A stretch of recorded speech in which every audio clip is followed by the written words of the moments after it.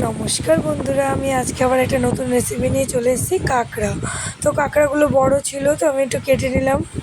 তারপরেই আমি এখানে মশলা নিয়ে নিয়েছি, আদা, রসুন, টমেটো, পেঁয়াজ, এগুলো বেটে নেব। বাটার পরে কাঁকড়াগুলো কেটে নিয়েছি দেখুন, তার মধ্যে নুন হলুদ মাখিয়ে নিলাম। কড়াই গরম হয়ে গেছে, কড়াইতে সাদা তেল দিয়ে দিলাম, দিয়ে কাঁকড়াগুলো ভালো করে ভেজে নেব। বেশ একটু লাল লাল হওয়া অবধি কাঁকড়াগুলো ভালো করে ভেজে নিতে হবে। আমি একবারেই সব কাঁকড়াগুলো দিয়ে দিয়েছি, দিয়ে ভালো করে নেড়ে নিচ্ছি। দেখুন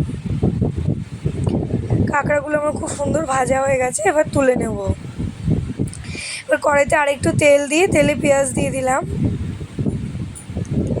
পেঁয়াজ দিয়ে যে আদা রসুন পেঁয়াজ টমেটোগুলো বেটে রেখেছিলাম দিয়ে দিলাম। তার মধ্যে হলুদ গুঁড়ো লঙ্কার গুঁড়ো দিয়ে দিলাম, দিয়ে ভালো করে মিক্সড করে নিলাম। একটু কাশ্মীরি নুন দিয়ে দিলাম, কাশ্মীরি লঙ্কার গুঁড়ো দিয়ে কাঁকড়াগুলো দিয়ে ভালো করে কষিয়ে নেব।